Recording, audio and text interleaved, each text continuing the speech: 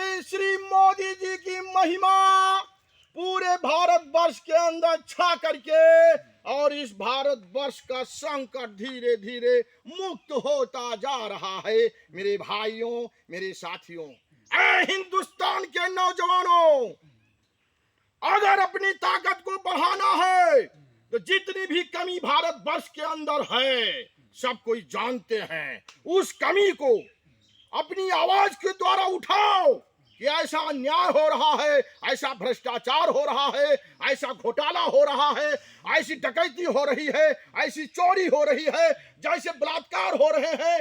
हमारे ही भारतवर्ष के तमाम पार्टी जो हैं, ये जितनी भी पार्टी बनी, इन्हीं पार्टियों के द्वारा हमारे देश में आतंक का बीज पैदा हुआ है।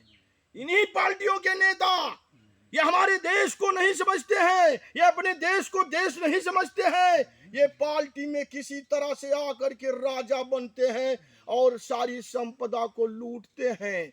अपने सहयोगी नात-बात को जितने हैं सबको नौकरी चाहिए, सबको धन चाहिए।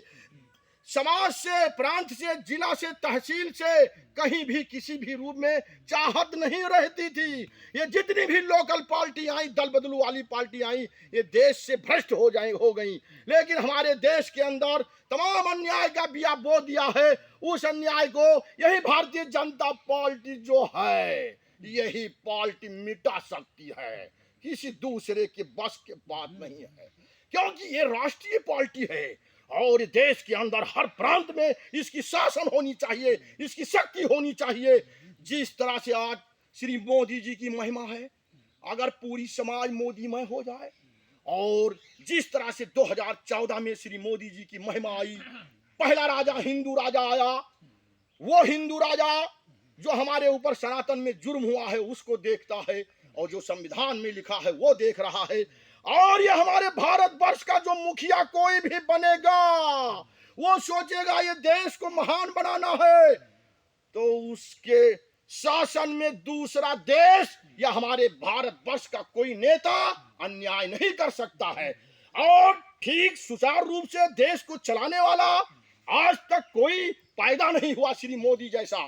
तो ये भारतीय जनता पार्टी की महिमा है।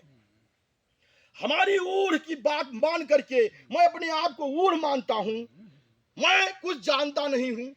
खड़े होने के बाद ये एहसास होता है कि हमको ललकार आती है और जो बचपन से ढोल बजाएगा वही बजा सकता है। मेरे भाइयों, मेरे साथियों, माताएं व बहनों, आए हिंदुस्तान के बुजुर्गों, मैं ये सोचता हूं कि कैसे हमारी हिम्मत खड़ी हो गई, कैसे मैं अपनी वाणी को संबोधित कर रहा हूं, कैसे देश के सभी प्राणियों को जगा रहा हूं।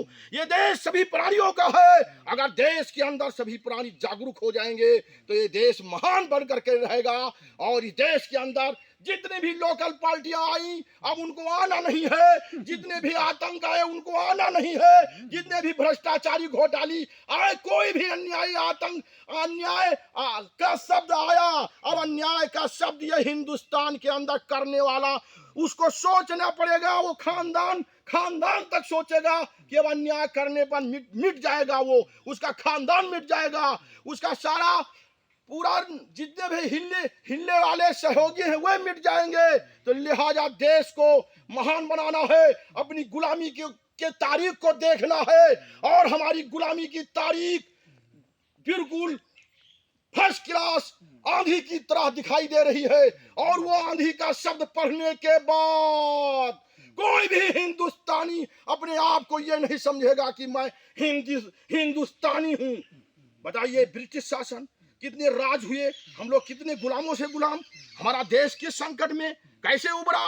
और आज भी 55 साल गुलामी की राह की तरफ जा रहा था। जब 2014 आया तब हमारा भारत फिर से मुक्त हुआ। जय हिंद, जय भारत।